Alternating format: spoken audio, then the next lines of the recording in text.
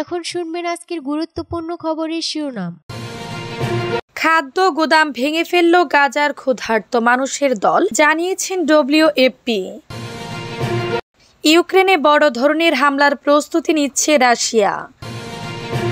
গাজায় যুদ্ধাপরাধ হচ্ছে, ইসরায়েলের সাবেক প্রধানমন্ত্রী।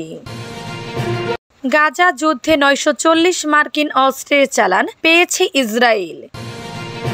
কলেরার প্রাদুর্ভাব সুদানে 2 দিনে 70 জনের মৃত্যু। ভারতীয় সেনা প্রধানের কাছে গুরুদক্ষিণা হিসেবে পাকিস্তান শাসিত কাশ্মীর চাইলেন রাম ভদ্রাচার্য। খাদ্য গুদাম ভেঙে ফেলল গাজার ক্ষুধার্ত মানুষের দল, জানিয়েছেন ডব্লিউএফপি। জাতিসংঘের বিশ্ব খাদ্য কর্মসূচি ডব্লিউএফপি জানিয়েছে গাজার মধ্য অঞ্চলে অবস্থিত একটি খাদ্য গুদামে ক্ষুধার্ত মানুষের দল হামলা চালিয়ে খাদ্য সামগ্রী লুট করেছে। ঘটনার সময় গুলির শব্দ শোনা যায় এবং অন্তত 2 জন নিহত ও কয়েকজন আহত হয়েছেন বলে জানিয়েছে সংস্থাটি। তবে গুলির উৎস তাৎক্ষণিকভাবে নিশ্চিত হওয়া যায়নি। এএপি প্রকাশিত ভিডিও ফুটেজে দেখা গেছে দেইর আল বালাহ শহরের আল গাফারি গুদামে বিপুল সংখ্যক মানুষ ঢুকে পড়ে ময়দার বস্তা ও অন্যান্য খাবারের কার্টুন নিয়ে চলে যাচ্ছে। ডব্লিউএফপি জানিয়েছে 3 মাসেরও বেশি সময় ধরে চলা ইসরায়েলি অবরোধের ফলে গাজায় মানবিক সংকট নিয়ন্ত্রণের বাইরে চলে গেছে। সম্প্রতি অবরোধ কিছুটা শিথিল করা হয়েছে, তবে পরিস্থিতি এখনো অন্তত সংকটপূর্ণ। গুদামে সংরক্ষিত খাদ্য সামগ্রী বিতরণের উদ্দেশ্যে রাখা হয়েছিল বলে জানায় সংস্থাটি। ইউক্রেনে বড় ধরনের হামলার প্রস্তুতি নিচ্ছে রাশিয়া। ইউক্রেনের উত্তর পূর্ব অঞ্চলীয় সুমি অঞ্চলে আক্রমণ চালানোর জন্য রাশিয়া 50,000-এরও বেশি সেনা জড়ো করেছে বলে অভিযোগ করেছেন প্রেসিডেন্ট ভলোদিমির জেলেনস্কি। এছাড়া চীন রাশিয়ার অস্ত্র শিল্পে সহায়তা করছে বলে অভিযোগ করেছে ইউক্রেন। খবর রয়টার্সের। মঙ্গলবার 27 মে ইউক্রেনের প্রেসিডেন্ট ভলোদিমির জেলেনস্কি বলেন, আক্রমণের জন্য রাশিয়া তাদের সেরা কিছু বাহিনী মোতায়েন করেছে, কিন্তু তারা যেন বড় ধরনের হামলা চালাতে না পারে সেজন্য কিয়েভ পদক্ষেপ নিয়েছে বলে দাবি করেন তিনি। জানা গেছে রাশিয়া তাদের গ্রীষ্মকালীন আক্রমণের জন্য প্রস্তুতি নিচ্ছে বলে মনে হচ্ছে। অপরদিকে কিয়েভ মস্কোর একটি খসড়া সমঝোতা স্মারকের জন্য অপেক্ষা করছে, যেটিকে যুদ্ধবিরতি আলোচনা এগিয়ে নিতে তাদের শর্তগুলো উল্লেখ করা থাকবে। সুমি অঞ্চলের অবস্থান রাশিয়ার কুরস্ক অঞ্চলের সীমান্তের উপর পাশে। গাজায় যুদ্ধাপরাধ হচ্ছে, জানিয়েছেন ইসরায়েলের সাবেক প্রধানমন্ত্রী। ফিলিস্তিনের গাজা উপত্যকায় যুদ্ধাপরাধ ঘটছে বলে মনে করেন ইসরায়েলের সাবেক প্রধানমন্ত্রী এদোইদ উলমার। আর এর জন্য বর্তমান প্রধানমন্ত্রী বেনিয়ামিন নেতানিয়াহু এবং তার নেতৃত্বাধীন সরকারকে লক্ষ্য করে তীব্র ক্ষোভ প্রকাশ করেছেন তিনি। খবর দি গার্ডিয়ানের। এহুদ উলমার 2006 সাল থেকে 2009 সাল পর্যন্ত ইসরায়েলের প্রধানমন্ত্রী ছিলেন।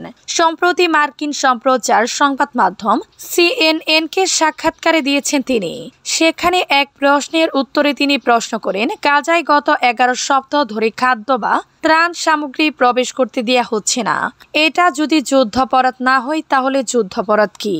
আপনি একে যুদ্ধাপরাধ ব্যতীত অন্য কোনো শব্দ দিয়ে কোনোভাবেই ব্যাখ্যা বা চিহ্নিত করতে পারবেন না। প্রসঙ্গত, গাজা উপত্যকা নিয়ন্ত্রণকারী গোষ্ঠী হামাসের অতর্কিত হামলার জবাবে 2023 সালের অক্টোবর থেকে যখন গাজায় অভিযান শুরু করে ইসরায়েলের প্রতিরক্ষা বাহিনী, সেই সময় ইসরায়েলের বাহিরে এই অভিযোগের পক্ষে জনমত গঠনে ভূমিকা রেখেছিলেন ওলমার। এমনকি হামাস নিধনের নামে ইসরায়েলি বাহিনী যখন নির্বিচারে গাজার নারী, শিশু ও বেসামরিকদের হত্যা করছিল, তখনও একাধিকবার ওলমার্ট বলেছেন যে এসব হত্যাকাণ্ড ইসরায়েলি বাহিনীর ইচ্ছাকৃত নয়। গাজা যুদ্ধে 940 মার্কিন অস্ত্রের চালান পেয়েছে ইসরায়েল। চলতি গাজা যুদ্ধ শুরু হওয়ার পর থেকে ইসরায়েল যুক্তরাষ্ট্র থেকে মোট 940টি অস্ত্র ও সামরিক সরঞ্জামে ভর্তি বিমান ও জাহাজ পেয়েছে। আনাদুলো এজেন্সির এক প্রতিবেদনে এ তথ্য জানানো হয়েছে। ইসরায়েলের প্রতিরক্ষা মন্ত্রণালয় এক বিবৃতিতে জানিয়েছে, যুদ্ধ শুরু হওয়ার পরপরই যুক্তরাষ্ট্র থেকে ব্যাপক সামরিক সরঞ্জাম ও অস্ত্র পরিবহনের বিমান পাঠানো শুরু হয়।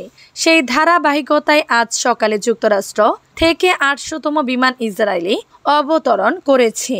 বিমান পরিবহনের পাশাপাশি প্রায় 140টি সামুদ্রিক চালানের মাধ্যমে ইসরায়েলে পৌঁছে দেওয়া হয়েছে 90,000 টনের বেশি সামরিক সরঞ্জাম। মন্ত্রণালয় জানিয়েছে এই সরঞ্জামের মধ্যে রয়েছে গোলাবারুদ, সাজোয়াজান, ব্যক্তিগত প্রতিরক্ষামূলক সরঞ্জাম ও চিকিৎসা সরবরাহ। এই সর্বশেষ অস্ত্র চালান এমন এক সময় এসেছে যখন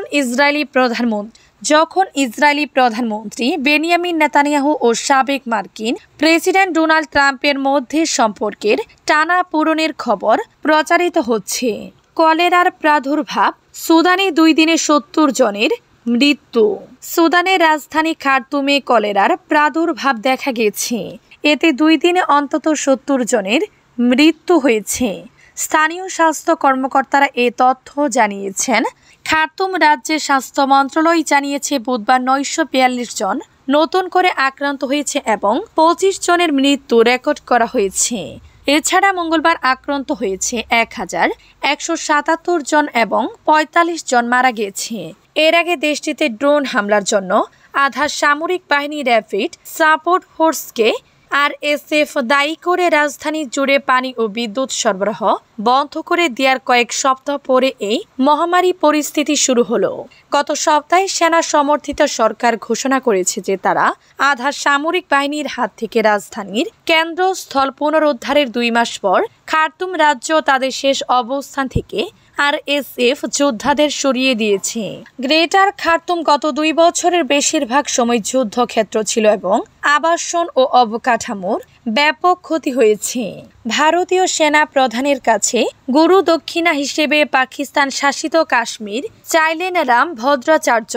ভারতীয় সেনা প্রধান COAS জেনারেল উপেন্দ্র দ্বিবেদীর কাছে গুরু দক্ষিণা হিসেবে পাকিস্তান শাসিত কাশ্মীরের অনুরোধ জানিয়েছেন ভারতের হিন্দু আধ্যাত্মিক গুরু জগৎগুরু রাম ভদ্রাচার্য। চিত্রকূটে রাম ভদ্রাচার্যের আশ্রমে আশীর্বাদ চাইতে গেল ভারতীয় সেনা প্রধানের কাছে এই অনুরোধ রাখেন রাম ভদ্রাচার্য। বৃহস্পতিবার 29 মে এক প্রতিবেদনে এই তথ্য জানিয়েছে ভারতীয় সংবাদ মাধ্যম NDTV। বুধবার 28 মে ভারতীয় সেনা প্রধান রাম ভদ্রাচার্যের আশ্রমে এ সফর করেন। NDTV জানায় সফরে ভারতীয় সেনা প্রধানের সঙ্গে রাম ভদ্রাচার্যের আধ্যাত্মিক আলোচনা হয়। রাম মন্ত্রে দীক্ষা দিয়ে তিনি সেই আধ্যাত্মিক শক্তি লাভ করেছেন। তার দাবি এই আধ্যাত্মিক শক্তি মহাবীর লঙ্কা যাত্রার আগে। রাম ভদ্রাচার্য আর বলেন তিনি একই রকম দীক্ষা পেয়েছেন এবং একইভাবে দেশের সেবা করতে চান। আশ্রমে সেনা প্রধান সন্ন্যাসী ও ছাত্রদের সঙ্গেও মত বিনিময় করেন।